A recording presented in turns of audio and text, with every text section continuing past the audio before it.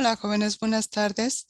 El día de hoy damos inicio a módulo 3, referente a productos farmacéuticos. En este módulo ustedes podrán relacionar aspectos de la química, en específico se le llama química analítica, donde ustedes podrán ver cómo se aplica a ciertas formas farmacéuticas,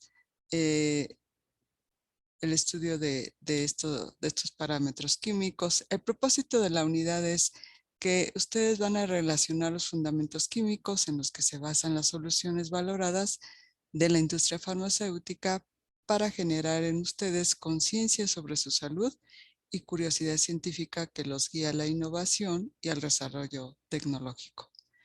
El temario para esta unidad es lo siguiente: como formas farmacéuticas, ustedes indagarán, harán una investigación y un resumen acerca de los sueros, de las soluciones oftálmicas y soluciones ópticas. Y como clase magisterial, les voy a dar el tema de molaridad, normalidad, molalidad y partes por millón. ¿Sí? Pero, ¿por dónde empezar?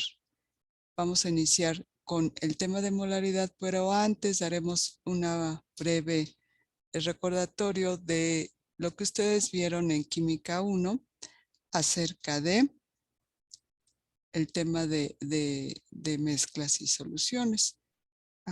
Nuevamente les presento el temario. Por favor, aquí sí pueden pausar el video para que anoten los temas que se van a ver. Recuerden que tienen que entregar un resumen o apuntes de todo este módulo, ¿sí? De acuerdo al programa que yo les estoy compartiendo, el archivo en Excel. Bueno, vamos a dar entonces a inicio este breve recordatorio, este breve repaso, que empezaremos diciendo que la materia es todo aquello que está formado por materiales y que en ocasiones pueden encontrarse de manera pura o pueden encontrarse como mezclas. Entonces recordarán ustedes que las mezclas está formada por dos componentes, un soluto y un solvente, y que existen mezclas homogéneas y mezclas heterogéneas. En la primera de ellas, como su nombre lo dice, homogénea significa homo, igual, son aquellas que no se distinguen sus componentes, ¿sí? Y en el segundo grupo, las heterogéneas, el término hetero significa diferente. Entonces, en este segundo grupo, las mezclas sí se van a distinguir sus componentes. Aquí les pido de favor que hagan esta clasificación, anoten en su cuaderno y coloquen 3 ejemplos de mezclas homogéneas y 3 ejemplos de mezclas heterogéneas. Muy bien.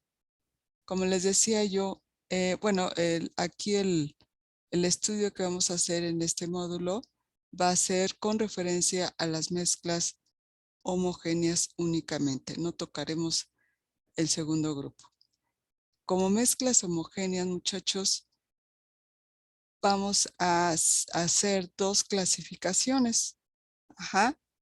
En mezclas homogéneas también se le conocen como soluciones o como disoluciones. Las disoluciones también se van a clasificar en 2 grandes grupos, en términos cualitativos y en términos cuantitativos.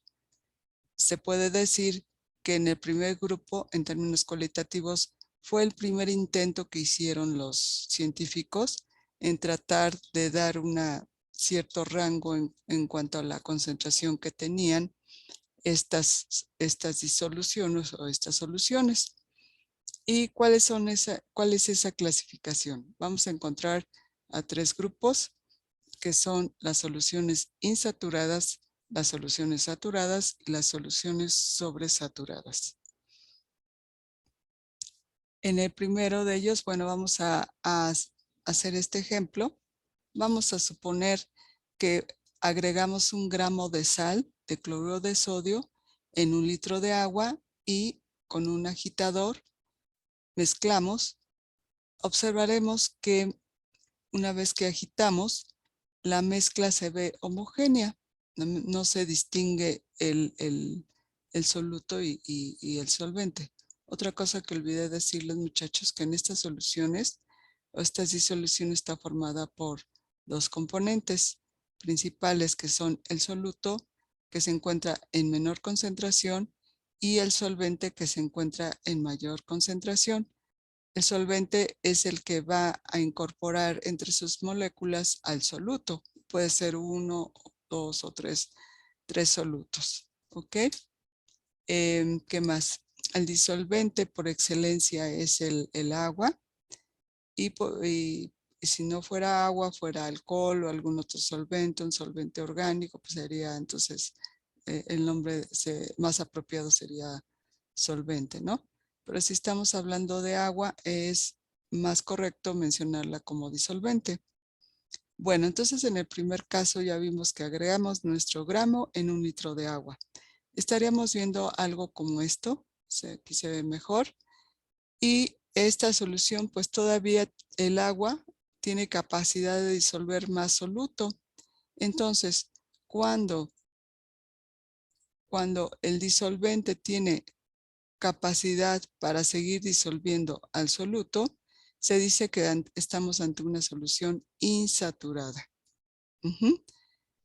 Después, si nosotros seguimos agregando en ese recipiente más cloruro de sodio, suponiendo que agregamos 1 kilogramo en ese mismo litro de agua, vamos a observar que va a llegar un momento en que por más que le estemos agitando para que se disuelva la sal, ya nos va a costar más trabajo. Va a llegar el momento en que vamos a ver precipitaciones de cristales de cloruro de sodio.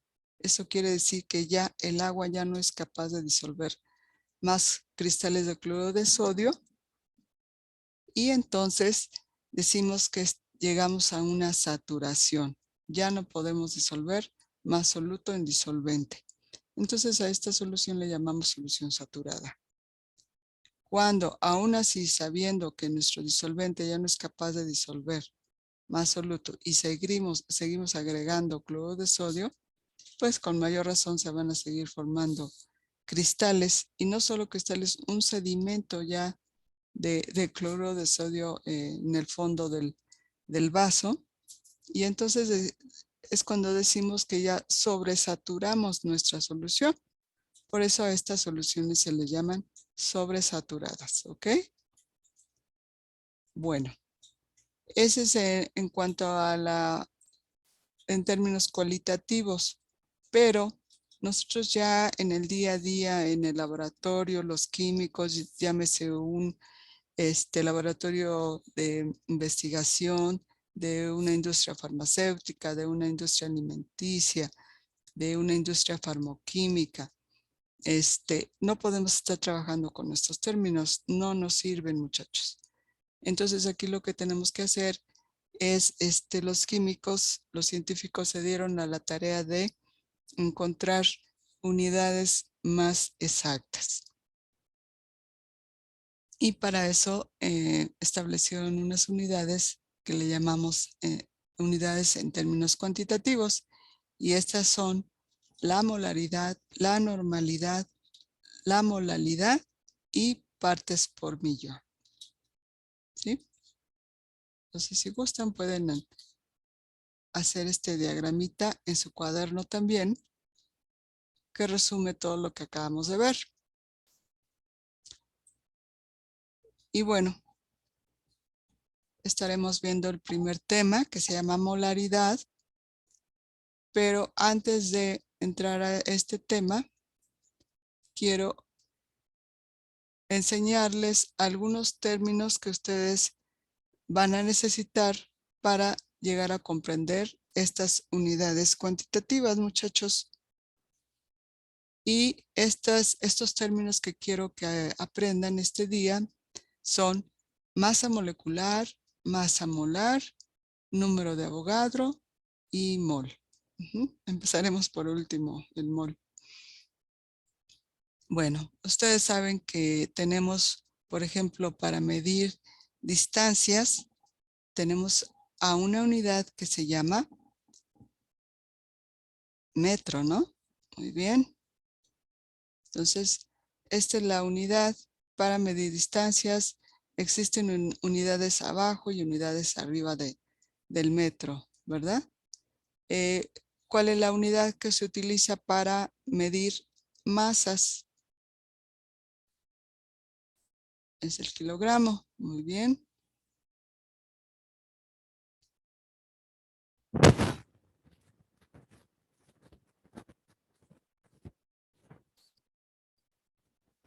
También tenemos unidades arriba y abajo del kilogramo, ¿no?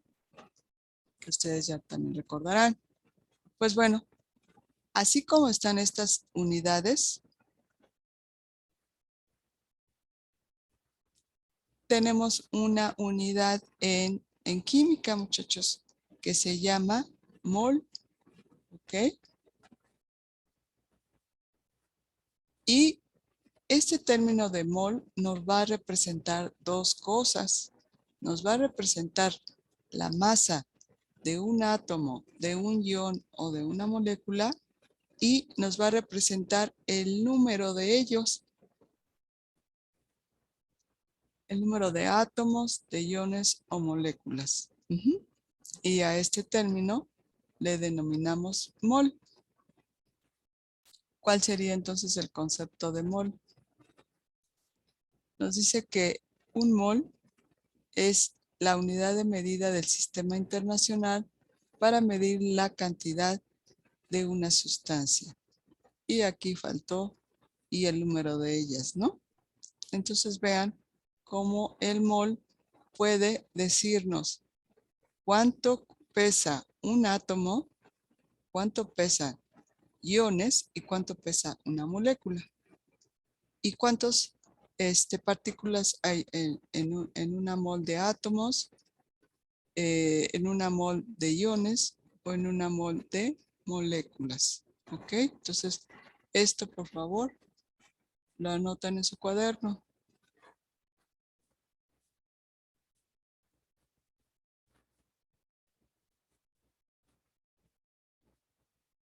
Perfecto.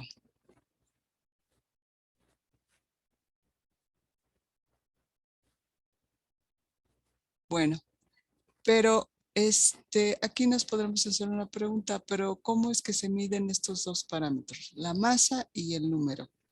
Bueno, voy a explicarles el primero, el de cómo es que encontraron la masa de todos y cada uno de los átomos, que vendrían siendo nada más y nada menos que todos los elementos de la tabla periódica, ¿verdad? Entonces, fíjense que los científicos empezaron a estudiar el comportamiento. Recuerden que en Química 1 ustedes estuvieron viendo las propiedades físicas y químicas de los elementos. Ujú. Y entonces los científicos se dieron cuenta que el carbono es un elemento muy estable y lo tomaron como referencia, muchachos. Así como la referencia de la masa fue el kilo, así el carbono fue la referencia para empezarlo a comparar con otros elementos. Pongamos en este ejemplo el azufre. Entonces, si ustedes pueden observar bien, verán que el carbono pesa ligeramente arriba del azufre, ¿no? Ok, entonces así fue como empezaron a determinar las masas atómicas en relación al carbono. Ujú. Y en cuanto al número de átomos que existen en una mol de carbono, un científico llamado Avogadro fue el que encontró esta cantidad. Pero bueno, voy a compartirles este video en donde veremos estos aspectos.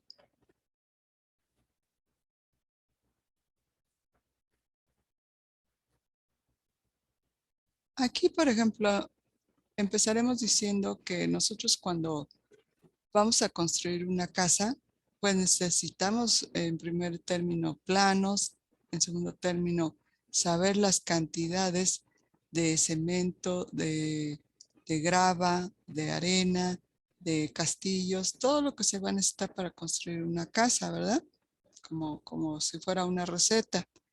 ¿Y qué pasa si nosotros no seguimos al pie de la letra las recomendaciones de un arquitecto? Pues tarde que temprano esta casa se puede venir abajo, ¿verdad? Igual cuando nosotros vamos a preparar, por ejemplo, una bebida refrescante, eh, aquí si no, a lo mejor no es con exactitud, ¿no? Pero decimos, bueno, yo sé que para un litro de agua tengo que agregar cierta cantidad de fruta y también cierta cantidad de azúcar, ¿sí? Para que mi agua quede bien preparada, con buen sabor, que no quede muy dulce, etcétera, ¿no? Así, pues así en química, muchachos, nosotros necesitamos para llevar a cabo reacciones, ya lo hemos visto en las unidades anteriores, que necesitamos que en una reacción la tenemos que balancear para saber con exactitud cuánta cantidad de reactivos se necesita para producir cierto producto, ¿verdad? Entonces nosotros aquí al incorporar el término de mol, Avogadro, masa molar y masa molecular, estaremos entendiendo estos aspectos químicos. Ya les compartí cuál es el concepto de mol. Ujú. Ya vimos que este parámetro lo podemos aplicar ya sea a átomos, a iones o a moléculas, ¿verdad? Ya vimos que los científicos tomaron como referencia el carbono para empezar a determinar las masas de los demás elementos de la tabla periódica. Y aquí olvidé decirles, bueno, van a venir en los ejercicios que el carbono pesa 12 gramos, ¿ok? Ahorita lo vamos a ver. Pero ¿cuántos átomos va a tener ese mol? Fíjense la cantidad tan grande de átomos que hay en un mol, ¿sí? Es una cantidad que no se puede leer, muchachos, pero que bueno, podemos expresarla de esta manera, como 6.022 por 10 a la 23 átomos, una cantidad muy, muy grande que si nosotros tuviéramos esa cantidad en canicas, podríamos estarla colocando en nuestro planeta y hacer un espesor de 5 kilómetros para que vean la cantidad que significa esto.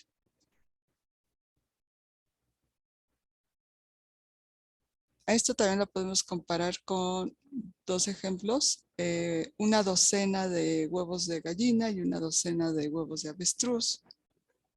Aquí ustedes me dirán que en cuanto a cantidad, déjenme ponerle los otros y pausar el video.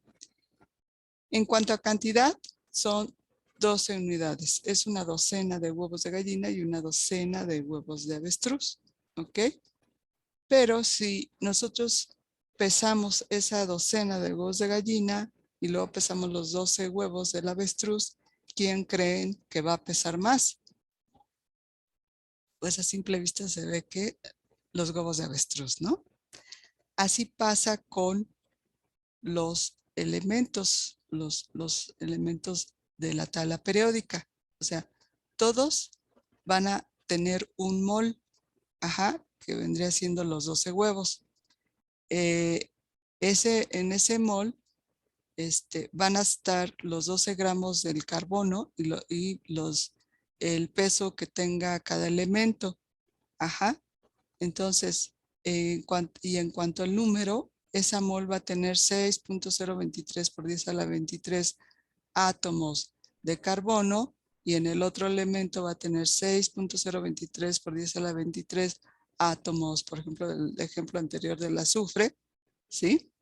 que bueno, en este caso el carbono estaría de este lado y el azufre de este lado, porque vimos que el carbono pesaba ligeramente más. ¿Ok? Bueno, y aquí lo podríamos hacer con otro elemento, por ejemplo, el hidrógeno. Hicieron la relación o la comparación del peso del hidrógeno con el carbono en una mol y vieron que el hidrógeno solo pesa 1.002 gramos contra 12.01 gramos de carbono. O sea que el hidrógeno es mucho más liviano que el carbono, es una 12ª parte del carbono. Pero ambos van a tener 6.022 por 10 a la 23 átomos.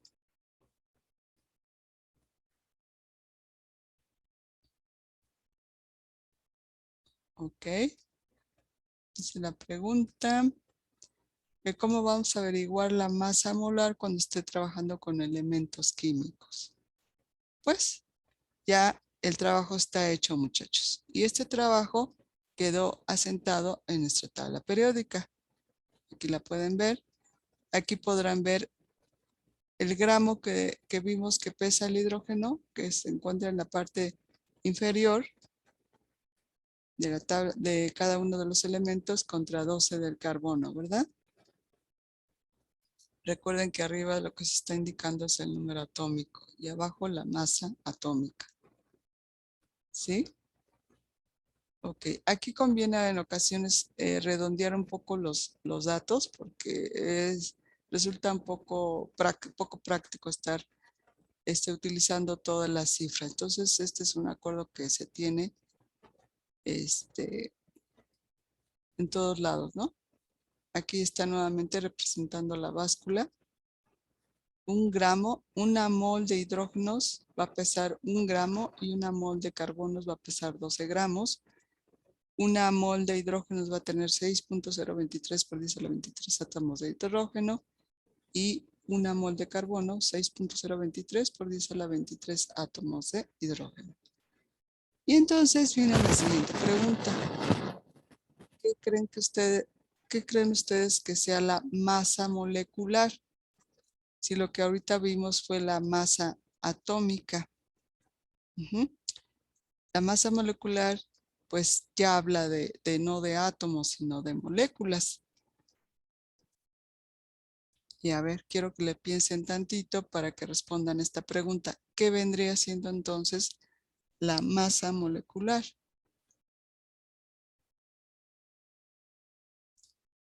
La respuesta sería que la masa molecular va a ser la suma de las masas atómicas de los elementos que conformen a una molécula.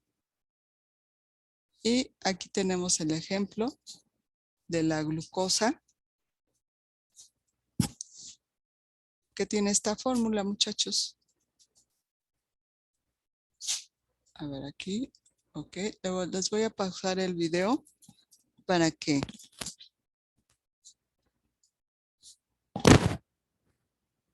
entre todos calculemos la masa molecular de esta molécula. Dice que tiene 6 átomos de carbono. Cada carbono va a pesar 12. Tiene 12 átomos de hidrógeno. Cada hidrógeno pesa 1. Y tiene 6 átomos de oxígeno. Cada átomo de oxígeno lo vamos a redondear a 16, muchachos. ¿Sí? Entonces, si quieren, puede pausar el video para que determinen esa masa molecular o también llamado peso atómico. Aquí en química, en este momento, no vamos a hacer el ajuste entre la diferencia de masa y peso, ¿no? Que en ocasiones se suele hacerse en física, perdón. Bueno, pues entonces vamos a ver. También se suele llamar, en lugar de, en este momento de ponerle gramos, unidades de masa atómica, pero pues que en realidad no nos sirve trabajarlo así, nosotros lo vamos a manejar como gramos. ¿Sí? Entonces, este es un resumen de lo que acabamos de ver ahorita en, este, en esta clase. Una mole entonces va a ser una unidad que va a medir cantidad en masa y en número de una sustancia. Número de Avogadro, partículas elementales en una mol de sustancia, masa molar, peso en gramos o kilogramos en un mol, y masa molecular, masa de unidades de masa atómica en una molécula. Muy bien, muchachos. Pues eso es lo que tenemos que ver de este video. Y entonces, aquí ya con esto estaremos contestando esta pregunta de cómo se calcula el peso o masa molar de un compuesto químico. Aquí les pongo estos dos ejemplos. Ya les di algunas referencias. Ya vimos que el hidrógeno pesa 1 y el oxígeno, ¿cuánto pesa? El oxígeno pesa 16. Ajá, entonces aquí como ejercicio vamos a calcular el peso molecular o la masa molecular del agua y el peso molecular, la masa molecular del sulfuro de sodio. El azufre pesa 32 y el sodio pesa 23.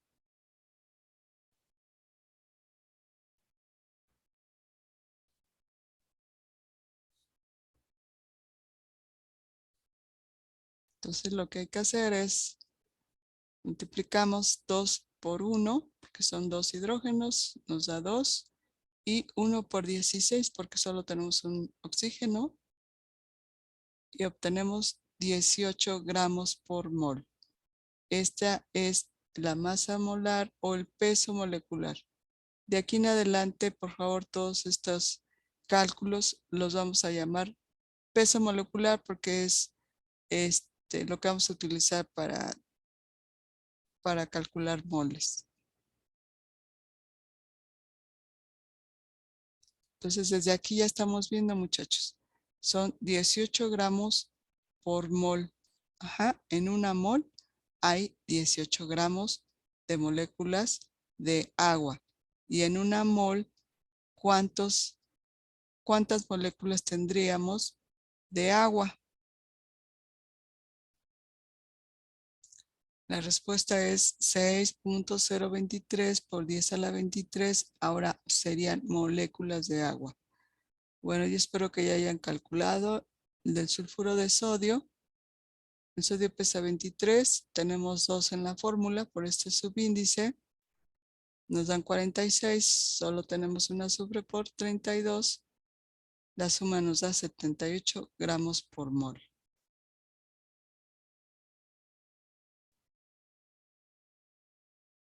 Y bueno, aquí vienen otros ejercicios. Si gustan tomar o pausar el video para que tomen nota y ustedes lo calculen.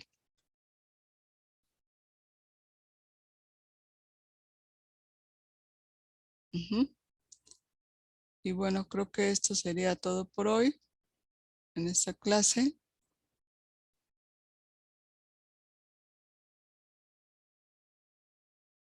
Voy a hacer un segundo video donde vamos a hacer más ejercicios de estos y a ver el tema de cómo calcular los moles teniendo una masa y teniendo el peso molecular, o determinar la masa teniendo el número de moles y peso molecular. ¿Sí, chicos? Entonces sería todo por hoy. Yo espero que estén tomando sus apuntes y en esta parte de ejercicios de moles, ya estoy compartiendo este archivo en Word, donde nuevamente doy la explicación Y aquí esto lo hicimos en clase. Estamos indicando la masa atómica del hierro. Los compañeros lo buscaban en la tabla periódica y hicimos la reflexión de cuántos átomos había en esa masa atómica, que vendría siendo un mol de átomos, ¿no? Entonces, cada masa atómica que está en la tabla periódica representa un mol de átomos, en este caso de galio. Ajá. Y en cuanto a el número de ellos, es el número de Avogadro, 6.023 por 10 a la 23. Nos vamos y buscamos la masa atómica de la plata, que es de 107.86. Recuerden nada más tomar 2 dígitos después del punto. Esa es su masa atómica, que representa a un mol, y que en cuanto al número de átomos va a ser a 6.023 por 10 a la 23 átomos de plata. El manganeso tiene una masa atómica de 54.94 gramos en un mol, con 6.023 por 10 a la 23 átomos de manganeso. Ahora bien, cuando ya no hablamos de átomos, sino de moléculas, la masa molar o peso molecular va a ser la suma de los pesos de los átomos, ¿ok? Que es el ejercicio que acabamos de hacer hace un rato. 12 por un átomo de carbono nos da 12, 16 por 2 nos da 32. La masa molecular o el peso molecular del dióxido de carbono es de 44 gramos en un mol, y su número de moléculas va a ser el número de Avogadro, 6.023 por 10 a la 23 moléculas de dióxido de carbono. Aquí esta masa o peso molecular la vamos a encontrar abreviada como PM, muchachos. Entonces recuerden, cuando vean PM, nos estamos refiriendo a peso molecular, que es la suma de los pesos atómicos que conforman a una molécula. Entonces, de tarea, les voy a dejar que hagan o que determinen el peso molecular de este compuesto que se llama sulfato de cobre, de este otro compuesto que se llama óxido de fierro 3, y ya. Enseguida viene el tema del número de moles, que lo grabaré en unos minutos más. El día que tengamos la clase presencial, estaremos resolviendo dudas de estos temas. Hasta luego.